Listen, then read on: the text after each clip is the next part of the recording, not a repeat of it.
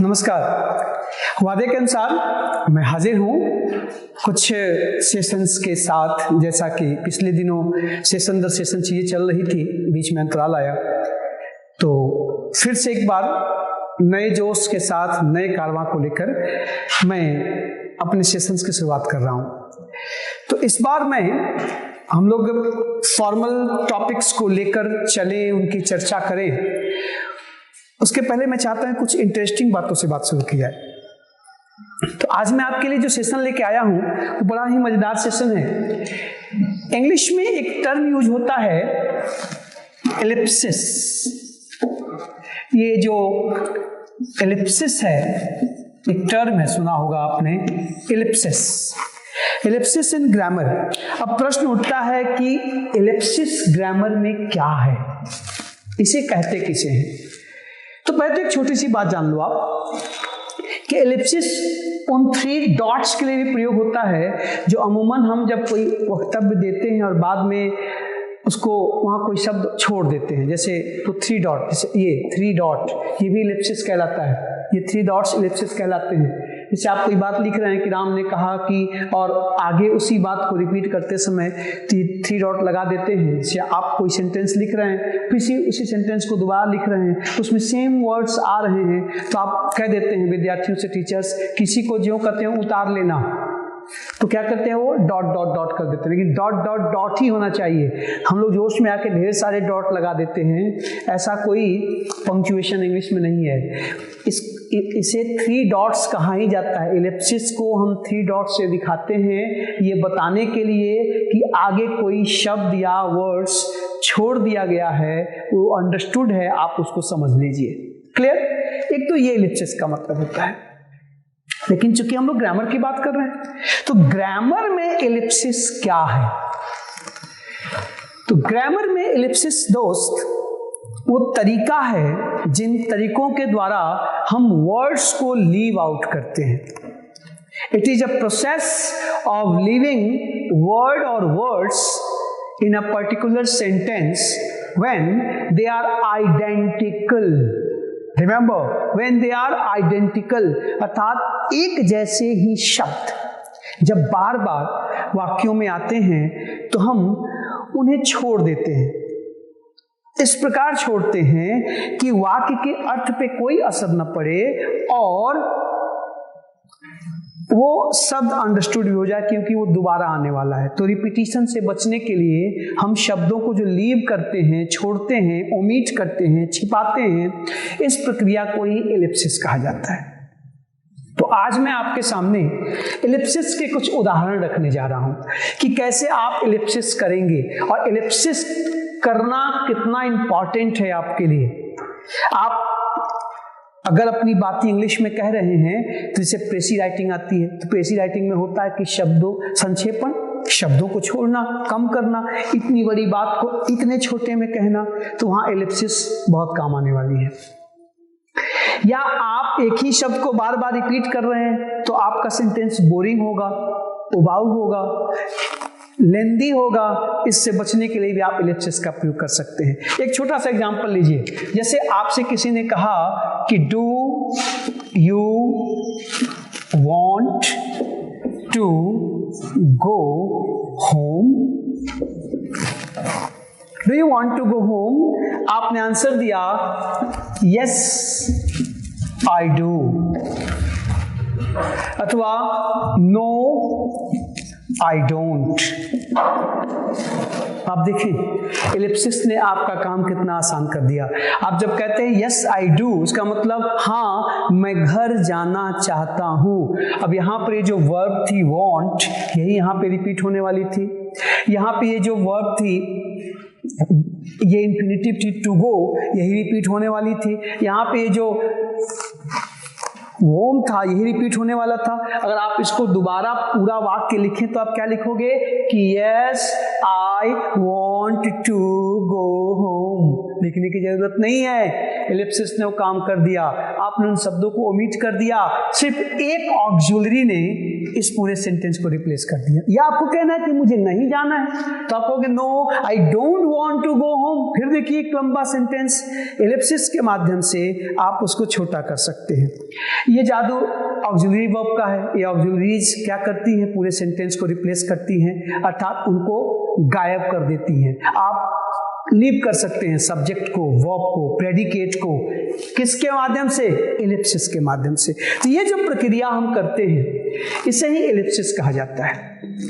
Ellipsis का प्रयोग coordinate clauses में बहुत होता है। आप जब कंजंक्शन का प्रयोग पढ़ते हैं, कोऑर्डिनेटिंग कंजंक्शन का प्रयोग करते हैं, तो कोऑर्डिनेटिंग कंजंक्शन में अक्सर होता क्या है कि अमूमन दो क्लॉजेज जुड़ते हैं, दोनों मेन क्लॉज होते हैं। ठीक है, मैं इसको साफ कर रहा हूं। मेन क्लॉजेज होते हैं, तो अगर उन क्लॉजेज के दोनों सब्जेक्ट आइडेंटिकल हैं, आई रिपीट, आप कोई दो सिंपल सेंटेंस को मिला के उसको कोऑर्डिनेट कर रहे हैं और उस सेंटेंस के सब्जेक्ट्स आइडेंटिकल हैं। कहने का मतलब कि आपने एक सिंपल सेंटेंस लिया, आपने दूसरा सिंपल सेंटेंस लिया, दोनों सब सिंपल सेंटेंसेस का जो सब्जेक्ट है वो सेम है, आइडेंटिकल है, एक ही है, तो आप आसानी से उसका एलिप्सिस कर सकते हैं। जैसे आपको दो सेंटेंस दिया जाए, पहला कि मीरा ओपन्ड द फ्रिज, या ध्यान दीजिएगा, मीरा ओपन द फ्रिज, फिर she put the milk out. देखिए जरा, ठीक, या she put out the milk, आप दोनों कर सकते हैं, she put the milk out, put out बाहर निकाला, दूध का बोतल जो भी है उसको बाहर निकाला। अब इन दोनों सेंटेंसेस को हम कोऑर्डिनेट करें साहब, तो देखिएगा इस सेंटेंस का जो सब्जेक्ट है वही ये भी है, ये सी और मीरा दोनों एक हैं। मैंने क्या कहा कि अगर सेंटेंस क्या हो, आइडेंटिकल हो, सब्जेक्ट आइडेंटिकल हो, तो यहाँ पर देखिए मीरा और सी आइडेंटिकल है, एक ही व्यक्ति, अलग अलग नहीं है। तो आप जब इसको जोड़ेंगे तो आप यहाँ एक सब्जेक्ट का एलिप्सिस करेंगे। अब जाहिर सी बात है कि नाउन और प्रोनाउन दोनों मौजूद हैं, तो हमें एलिप्सिस करना होगा, लीव करना होगा, तो हम प्रोनाउन का करेंगे। क्यों?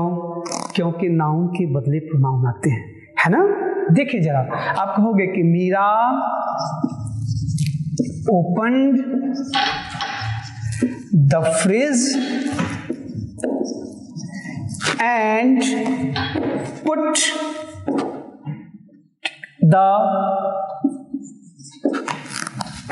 Milk out. देखिए जुड़ गया।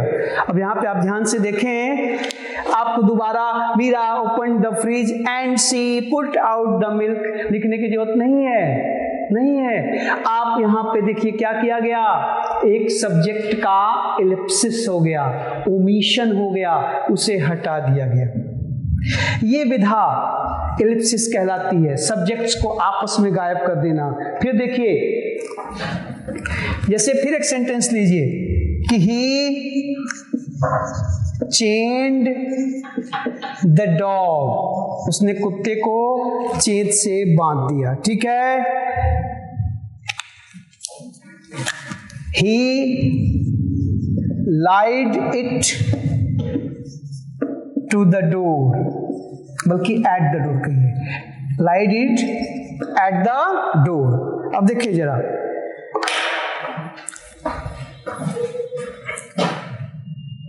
ठीक है। अब देखिए, अब इन दोनों सेंटेंसेस को आप जोड़ेंगे तो फिर वही बात होगी, यहां भी वही है, यहां भी वही है, दोनों आइडेंटिकल हैं। तो आप कहोगे कि he chained the dog and lied it, ठीक है। यहां टू का ही प्रयोग करिए, एट का नहीं, टू।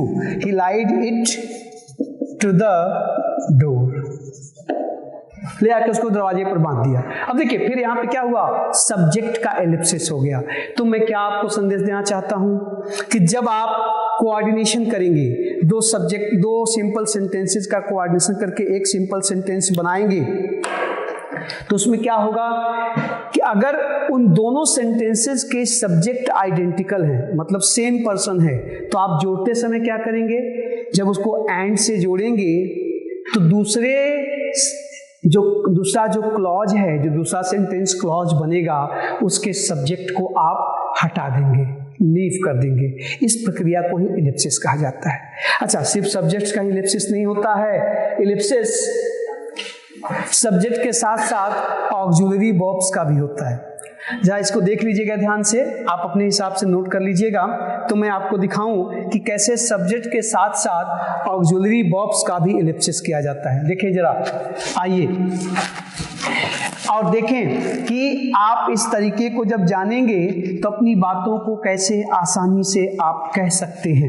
देखिए जरा, अब मान लीजिए एक सेंटेंस लिया जाए। अब मैं आपको दिखा रहा हूं कि सब्जेक्ट के साथ साथ कोई सब्जेक्ट है, उस सब्जेक्ट के साथ साथ उसका ऑक्सिलरी वर्ब भी आइडेंटिकल हो।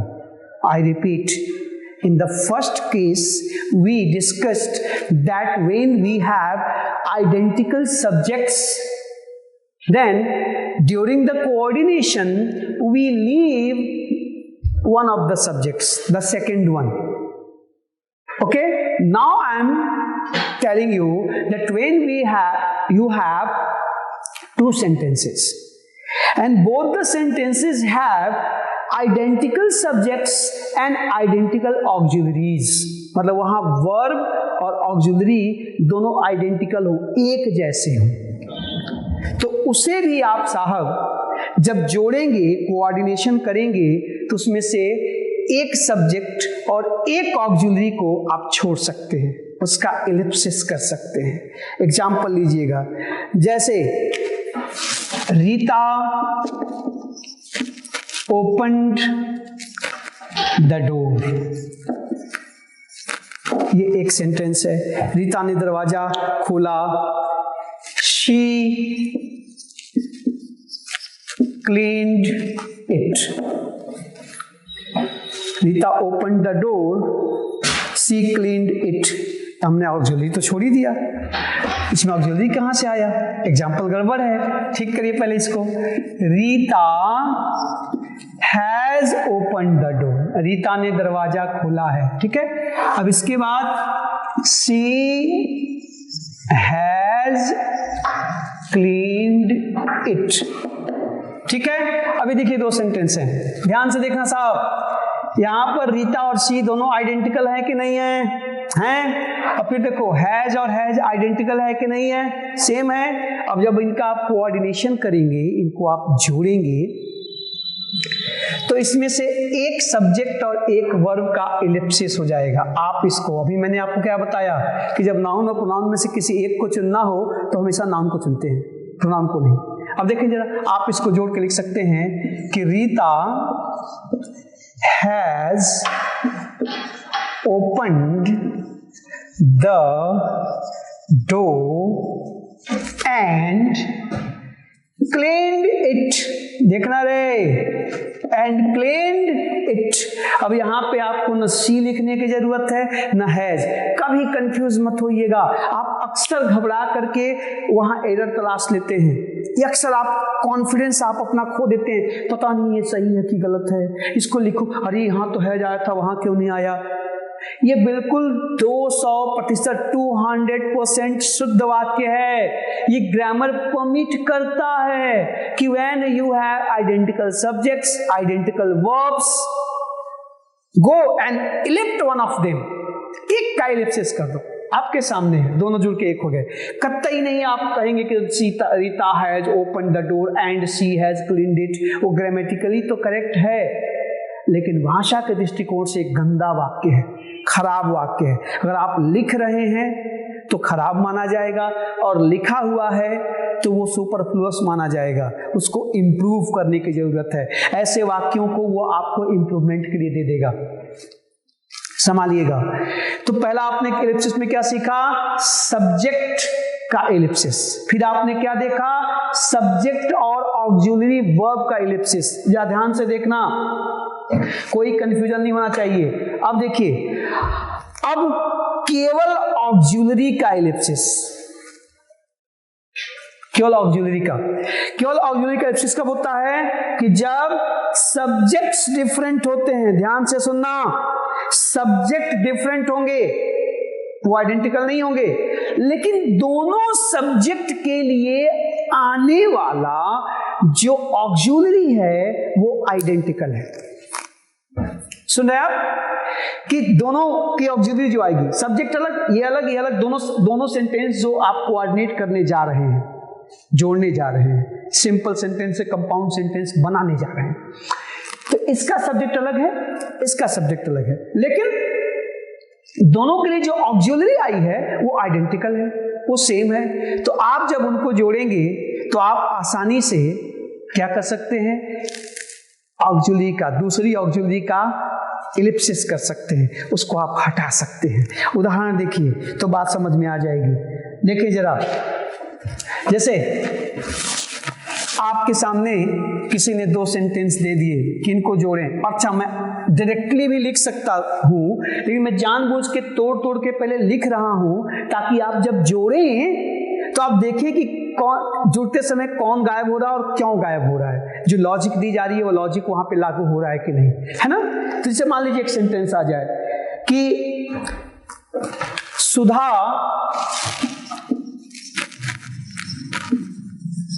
may be playing in the park. Sudha may be playing in the park, एक सेंटेंस है, ठीक है? अब देखिए, may be reading in the room, ठीक है? कि सुधा हो सकता है कि पार्क में खेल रही हो और अरविंद संभवतः कमरे में पढ़ रहा। दो वाक्य हैं, ठीक है? अब देखना जरा, समझिए ध्यान से। देखो, अब यहां पर देखिए सब्जेक्ट डिफरेंट है ना, है, लेकिन ये जो ऑक्सिलरी है ये कॉमन है, आइडेंटिकल है। अब इसको आप जोड़ेंगे तो आप सीधे जोड़ देंगे क्या? कि Sudha may be playing in the park, ठीक है, and Arvind reading in the room. देखिए जरा, अब आपको कतई यहां पर दोबारा मे बी लिखने की जरूरत नहीं है, नहीं है।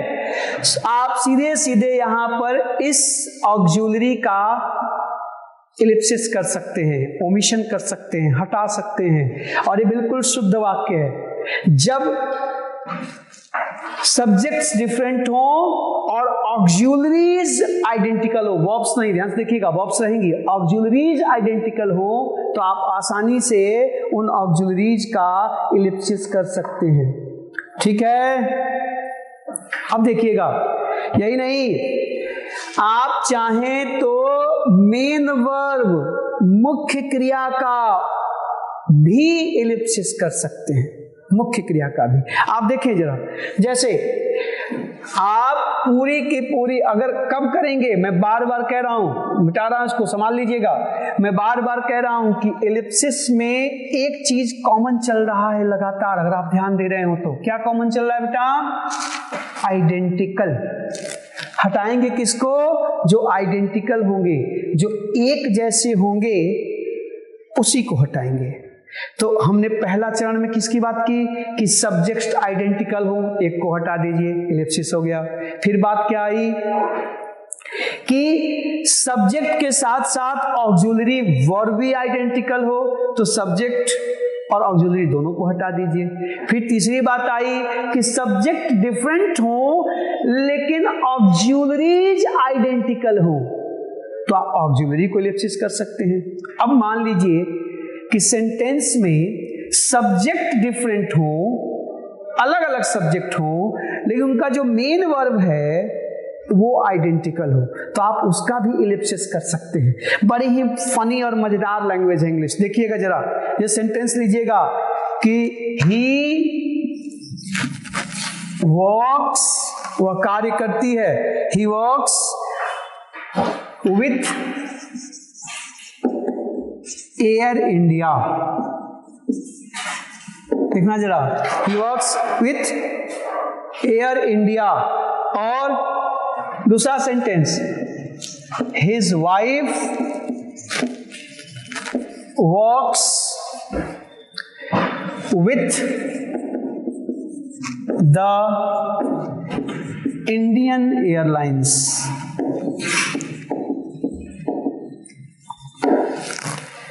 With the Indian airlines. अब देखें जरा, सब्जेक्ट अलग है, यहां पे ही सब्जेक्ट है, यहां पे हिज वाइफ सब्जेक्ट है। देख रहे हैं आप, ये दोनों अलग अलग हैं, लेकिन वर्ब देखना जरा आइडेंटिकल है, वर्क्स वर्क्स। आप जब इनको कोऑर्डिनेट करेंगे, इनको जोड़ेंगे, तो आसानी से आप मुख्य क्रिया का ओमिशन कर सकते हैं, एलिप्सिस कर सकते हैं। देखिए जरा, आप सीधे जोड़ के लिख देंगे कि he works with air India and his wife with the Indian Airlines। देखें जरा, इंडियन एयरलाइंस, ये देखिए, आप बड़ी इजीली इनको जोड़ सकते हैं। एलिप्सिस हो गया किसका साहब? मुख्य क्रिया का, वर्क्स का। अंग्रेजी में एलिप्सिस बहुत ही काम की चीज है, इंपॉर्टेंट चीज है। आप इनको आसानी से देख सकते हैं, लेकिन एक साथ बहुत लंबा सेशन अभी नहीं, अभी शुरुआत है, धीरे धीरे दोष दिया जाए ना। एलिप्सिस के कुछ और भी बातें अभी हैं, शेष हैं, उसको हम लोग नेक्स्ट सेशन में करेंगे तो बेहतर होगा। चूंकि अभी शुरुआत हुई है, बहुत दिनों बाद मैं भी लौटा हूं और आपको भी धीरे धीरे अभी आदत पड़नी है, तो बहुत लंबा सेशन हम लोग करेंगे आगे चल के। इस बार तैयारी से है कि लंबे लंबे सेशन हम लोग करेंगे, लेकिन फिलहाल छोटे सेशन से ही काम चलाया जाए। मैंने एलिप्सिस के आज कुछ आपको तरीके बताए हैं, नेक्स्ट सेशन में एलिप्सिस के कुछ और भी सूत्र आपके सामने आएंगे। मैं आशा करता हूं कि आपने एलिप्सिस को ध्यान से सुनने और समझने की कोशिश की होगी। एलिप्सिस बोले तो omission of words, leaving out words from a particular sentence. Which words? Which are identical. They may be subjects, auxiliaries or main verbs. Any doubt? There should be no doubt. Revision करिएगा, देखिएगा session को ध्यान से, और next session में Ellipsis के और कौन कौन से तरीके हैं उनकी हम लोग चर्चा करेंगे। Thank you.